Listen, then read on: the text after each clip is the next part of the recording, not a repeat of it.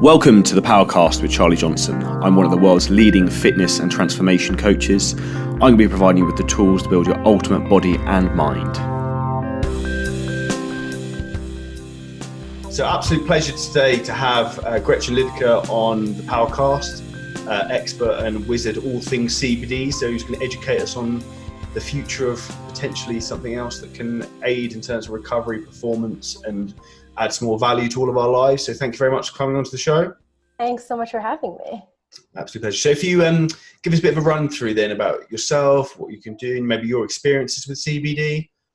Yeah, so I have a background in science and healthcare. I have a master's in physiology and integrative medicine, which is basically sort of a program that was kind of like the half med school, half, studying herbs and supplements and, how to interpret research that's not like on traditional pharmaceuticals. And then I was the health editor at Mind Body Green, which is a big health and wellness media company for about 2.5 years. And so basically I spent all day, every day, reading new studies, trying new products, trying new treatments, therapies, writing about fitness, nutrition, lifestyle, and CBD was just one of the things that caught my attention right away, mostly because I have never been a cannabis user and it makes me super paranoid. I have a lot of embarrassing stories that I write about in my book, to the point where I was like, that's BS. Like I really kind of had a lot of judgments, like a lot of people do, about people who said there were health benefits, that I could take advantage of. So CBD really just kind of drew me in right away. I went down a huge sort of research rabbit hole, and that eventually ended up turning into a book. So, and the book's really written from like a wellness perspective. So, which I think is really interesting for CBD. 100%. Now, in terms of your own personal use of CBD, how did that initially start, and what was your journey like with that, out of curiosity? So the first time I ever tried it was totally on accident. I was at like this little cafe in Williamsburg called The End, which is sort of like always really ahead of the trend. They're the first people to do the unicorn lattes, all that rainbow food you see. But anyway, I ordered this hot chocolate that had cannabidiol in it, and I took a sip, and then the barista goes, "Oh yeah, it's, from one of the compounds in cannabis." And I immediately was like, I'm going to have a panic. Like, I'm going to like take me home or worse. And that's really like, I literally pulled out my phone and started Googling it right then and trying to figure out what exactly it was. And that was before anybody really, that was like when there were 3 different brands. So kind of the way I use it, I don't take it every day. I did experiment with taking it every day while I was writing the book and kind of initially, but now I take it just sort of in really specific instances, which is kind of how I recommend approaching all like herbs and supplements and medications, is like, if you don't have an issue you're dealing with, don't take anything. Like your body's working great on its own. But if I'm having, a particularly stressful day, if I've had a few too many cocktails the night before, that's actually when I find it most helpful, is for like, a headache, nausea, low energy, body aches. CBD is kind of a mixed bag. And when you start diving into the science, you realize, you start learning about how it works, and you realize that makes kind of a lot of sense, because it kind of is, the point of it is to interact with this big system in your body that keeps you balanced. No, it makes perfect sense. The cannabinoid system. Yeah, the endocannabinoid system. So basically that's like a system that's in your nervous system, in your brain, in your skin, in all your peripheral organs. It's distributed all over your body. You actually have natural compounds in your body that look a lot like CBD and THC, sort of circulating on their own. And so basically the job of that system is to maintain homeostasis, which, means it regulates your, blood pressure. It helps you respond to stress and pain. And it's sort of like this subtle regulatory system that we haven't known about until, I think it was like discovered in 1998. So it's like this huge system that we just didn't know anything about. And it really explains why CBD, THC, cannabis, hemp, cannabinoids work so well. And so in terms of your dosing experience, obviously you said you use it on and off for different rhymes or reasons. How would you initially, for someone who's looking to try CBD or for the first time, why and how would you probably look to start like practically with it? Yeah, that it can be overwhelming. So like if anyone's listening to this thinking like, oh my God, there's so many options, what I have total decision paralysis. I always recommend starting with just a simple sublingual oil, which is just that tincture dropper. It'll be, in coconut oil or hemp seed oil or, some other carrier oil. And I always just recommend starting with the lowest possible dose, like literally 1 drop. Twice a day, and then just slowly titrating up from there every day, kind of increase until you think you feel the desired effects. That's just sort of an organized way to do it. When I started experimenting, I went from like 2 milligrams to 50 and was like, falling asleep and things like that. But that's kind of the most organized way to do it. And it's also, you want to settle on the lowest dose that's effective just because CBD is so expensive, so you don't want to be taking 40 milligrams twice a day if really you need 15. No, 100%, 100%. Yeah. In terms of timing, like from my logical point of view, how I've used it with myself and clients, of like, it's more to get people to calm down or to try and help them sleep. So say, for example, post-workout after training would be a good time when you're very stimulated and probably your adrenaline's probably very fired up to try and bring you out of that state. I would suggest maybe using something like CBD, or maybe in the evening pre-bed to try and help aid the sleep. Would those be situations where it would work?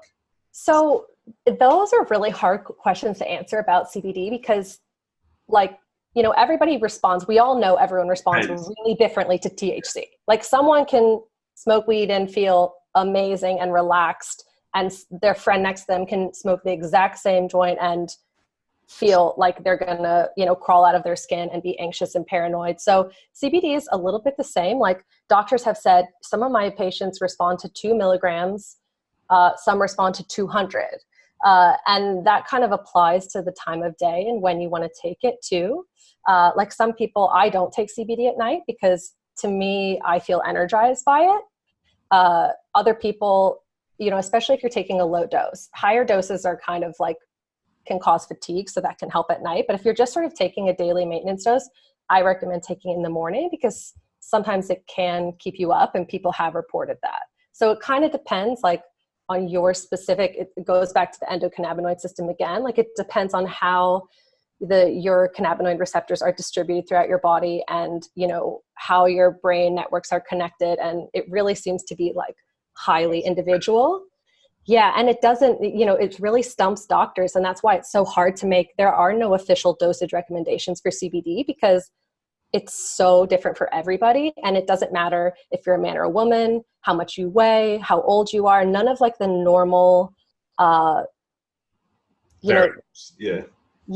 apply. So it's kind of like, it really is, like I say, it's like a personal journey, which is like so lame, but it really is like, you kind of have to just trial and error and see what works for you. The good news is that CBD is really safe. It's been, they've researched it at a really wide range of doses. So if you're working with like a hemp derived CBD oil, like, you're not going to do any damage by, trying a little bit, trying a lot. No, 100%. It's like that myself, pretty much follows my own personal experience and where I've used it on and off. And I don't know what your experience is with this as well. I've used a lot of the creams and the balms, for example, with like injuries and muscle soreness and like inflammation. So I've used one via Herb Guru quite a lot recently where if I get knee pain or ankle pain, it does seem to help. I don't know if it's a placebo effect, but it does seem to almost like withdraw some of the inflammation from the joint or the tissue to a degree. Totally. And as a more like experienced CBD user, I use it topically a lot. I do a lot of boxing. I like go to a boxing gym and I get a lot of tension in my neck, and it's just like hard on your neck because you're hitting the bag and it kind of will jam up your back. So I always, before I work out, do like a little bit of CBD on my neck, sides of my neck and my jaw, just to kind of relieve that. It's very anti-inflammatory, and there are some, preliminary studies that it could help with pain. So, and a lot of people report really positive results. So yeah, that's the biggest thing I think I probably noticed the difference with is like had more of an immediate effect is probably the balms and using it topically on like injuries as such, rather than maybe the drops, which I do think again have definitely worked for me and helped me maybe calm down maybe when I feel a bit more hyperactive. But I think the balms probably seem to almost have a stronger effect for me personally. But again, it probably comes down to being person dependent and what your body maybe needs more TLC from, perhaps. Yeah, definitely. Definitely. I find the balms really helpful too. And sometimes they'll have other ingredients. A lot of them will have capsaicin, which is a compound out of like that's derived from chili peppers. That's also really anti-inflammatory. So sometimes it's, you know, kind of the mix of ingredients that really does it. So How would you recommend people use CBD in terms of stress and helping with stress management? If people have like higher blood pressure, they're in very stressful environments, perhaps at work or sort of family challenges. yeah, I think it's, you know, you have to kind of look at it in perspective. Like it's even though we don't know everything about how CBD, you know, may help with anxiety, may help with stress, like we do know that it's, you know, sort of a benign, safe compound. And I think it, you know, where a lot of potential is like as a sort of preliminary step before you go on anti-anxiety medication or you take something a little bit stronger that can be, you know, dependence forming and have other side effects. So I always recommend, like, if you're dealing with something like that, just try it. You know what I mean? Try it and see if it helps. A lot of people find that like it's a good alternative to something, you know, stronger. No, again, I think the important thing you said there as well, there's just no downside to trying it. So you're not going to get addicted to it and it's not going to have any negative health impacts. So you have nothing to lose from almost trying it and see how you feel, listen to your own body, because as we said already, it seems to be very person dependent. Yeah, it seems to be really personal dependent. The one thing I would mention is at high doses, CBD can interact. It interacts with it's digested or metabolized by a liver enzyme called cytochrome P450, which also metabolizes a ton of pharmaceutical drugs. So if you're taking CBD in very high doses and you're taking, you know, some type of daily medication, that's something you should definitely kind of talk to your doctor about and make sure you're not taking them at the same time and your medication's being properly metabolized. But that's really sort of the only contraindication. Like most studies have shown, like when people take a ton of CBD, the worst that happens is like they feel tired. Yeah. So, you know, as far as compounds go, like, you know, obviously we know that's not true with alcohol. We know that's not true with tobacco. We know that's not true with other, you know, drugs, even other herbs and natural supplements. You know, when you take a lot of it, you know, bad things can happen. But CBD is really, you know, pretty benign, and it's described a lot. People worry about getting addicted to it, but in the medical literature, it's often described as an anti-addictive compound that helps people get, you know, lower their use of opioids, even, you know, stop smoking cannabis if they are like sort of a regular heavy cannabis user. You know, it's helped people quit cigarettes, things like that. So that's not really a concern. 100%. What do you think is the future of CBD oil? Where do you think we're going with it all? Do you think more research will come out in terms of practical applications and maybe how we can actually utilize it most efficiently and maybe more products to try and take it in? Yeah, this may be like a surprising thing, but to me, I think the future of CBD oil is just not CBD oil. I think CBD oil is a way that a lot of people are learning about the cannabis plant and, you know, all the compounds in it. You know, there are hundreds of compounds in the cannabis plant. And, you know, the research really does show us that CBD works best when it has some THC in it. And that doesn't mean that's enough to get you high or, you know, have you sitting on the couch eating potato chips all day. But the two compounds are like, they work really synergistically and they're better, you know, they reduce the side effects of each other and they make each other more effective. So to me, you know, in the US and states where they've passed recreational marijuana laws, like in California, you can go and you can get CBD oils that have different levels of THC. So you can get a CBD oil with an 18:1 CBD to TH ratio or a 1:1 CBD to THC ratio.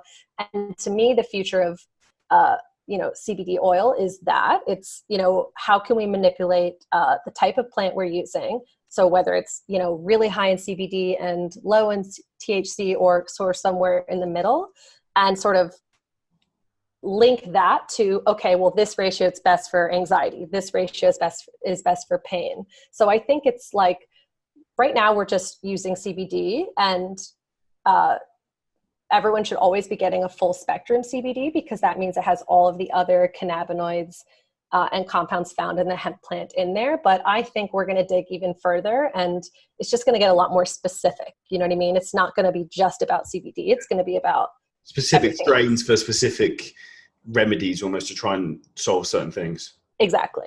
Like there are other, CBG is another cannabinoid that's found in hemp, and it's shown like a lot of promise for glaucoma. We're just gonna learn more and more and dive deeper and deeper and figure out exactly what CBD can do and what sort of the combinations of different compounds in the plant can do. What's your opinion on CBD vaping, like the e-cigarettes? Because obviously there's been a bit of controversy as well in the States, I think globally, about vaping suddenly being of slight health concern. Yeah, I mean, there's sort of I have a long answer to that and a short answer to that. The short one is like, there are just healthier ways, safer ways to take CBD. I agree completely, yeah, I agree. Like, why would I vape it when I can put it under my tongue or eat it or lather it on my skin, or literally logically it makes no sense. Logically, it just doesn't make any sense. That said, like, I do think, like, there, when you're talking about real, medical like applications, smoking is the fastest delivery method. You feel it almost immediately. So if someone's having extreme pain, I think vaping or smoking, there is a place and time for that. But like, if you're using it every day for wellness, to me, it makes absolutely no sense to vape it. We just don't know. It's just too unregulated at this point to know exactly what's in your vape. And like, with what we know now, to just heat plastic and metal and synthetic fragrances and, and then inhale that, I just am like, yeah, logically it's not a good idea. Yeah. No, 100%. Now, we've pretty much covered most of the main topics I wanted to obviously discuss here in brief. To finish up, so beginner's guide for CBD in terms of practical application, you start with lowest dose, and you'd go for twice a day? How would you split that up? One in the morning, one late in the afternoon? Yeah, I would do like one first thing in the morning, and then one, you could do it before bed if you find it helpful for sleep. For me, I probably would do it at 3 p.m. Okay. Like kind of in that 3 p.m. slump period. So drop under the tongue in the morning, one mid-afternoon in the slump period, and then maybe slowly increase the dosage as you go from there. Yeah, slowly. So if it's, just look at the serving size on whatever product you buy and just sort of go, okay, what's the lowest possible, which will probably be 1 drop, and then just sort of go up from there. And sometimes you do need a higher dose than you think you do. And most products have very conservative doses. So they'll have 10 milligrams, but, some people take 100 for sleep. Yes. So, definitely experiment with that and always look for a full spectrum, high CBD, full spectrum hemp oil. Yeah. And then definitely like my number one rule for beginners and doing CBD is to get something that's lab tested, like third-party lab tested. Yeah. Because CBD is a bioaccumulator, or hemp is a bioaccumulator, which means it literally draws toxins and heavy metals and pesticides and chemicals from the soil. Like they actually plant it after chemical spills and things like that to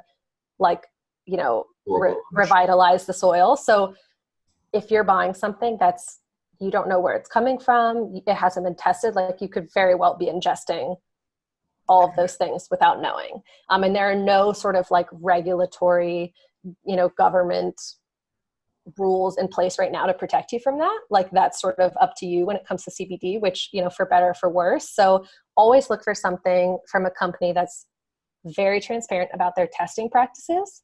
And that's third-party lab testing their stuff, which means it's not being tested in their facility. They're sending it to like a, an off-site almost. Yeah, like an unaffiliated lab. And like they should offer to give you the reports. Like when you're buying it, like they should either have them on their website or they should offer. And if anybody's being kind of cagey about their testing or about where they're sourcing their cannabis, like just there are so many brands, like just hit the next one. I think in the EU, everyone has to third-party test. Oh, do they? That's awesome. Because I think you guys are ahead of us. Yeah. The brand not when the UK leaves the EU.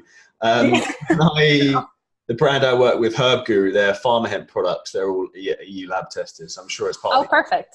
Yeah, that's amazing. I feel like we let capitalism get the best of us in the US, and it's just anyone's game. Wild And West. yeah, and it sucks because, you know, there are a lot of companies doing it right, and you know what's in the product, and they're being really transparent, and they're jumping through a million hoops to make sure that they're giving you a safe product. But then there are kind of a couple bad guys out there sort of ruining it for everybody and creating this sort of, you know, distrust. And, you know, so just make sure, like, as a consumer, remember that when it comes to CBD and any supplement, the responsibility to find a quality, safe product is in your hands. Yeah. Vote with your money. Yeah. Vote with your money. Definitely. Thank you very much for that, Amanda. So just to rattle up for anyone to find out more information about you, where's the best place to get in touch or find more information about yourself and your knowledge of CBD? Yeah, you can. So my website is gretchenlidicker.com. And then my Instagram is gretchen.amanda. And I sometimes post like products and, you know, articles that I've written. I'm a full-time freelancer right now, so I write for a bunch of different, you know, CBD websites and do a lot of news. So like, that's a pretty good place to keep up to date. Awesome. Thank you very much. It's been an absolute pleasure. And anyone who's curious of the CBD I use, I'm currently using the Herb Guru CBD, which I think is a variation of Harmer hemp. So I use the drops and the balms, I think it's already discussed. What CBD do you use in the States? So I love a company called Bloom Farms. Okay. They're originally a medical cannabis company, and then they moved into CBD. So I love their, you know, their testing and their transparency. I love Charlotte's Web, which was kind of, it's, you know, they're kind of one of the first companies on the scene. My wife's name before we got married. You used to what? I used to my wife's name, Charlotte Webb, before she got married. Really? Yeah, it's a funny story. That is really funny. Yeah, they're amazing. They've done a lot of work to sort of move hemp policy forward, which I really think is, you know, worth, you know, vote with your dollars. 100%. Absolute pleasure for that, man. Thank you so much. And if there's anything else, then I would look forward to hopefully hearing some more from CBD information coming from you soon. Thank you. Thanks for having me. Thank you very much.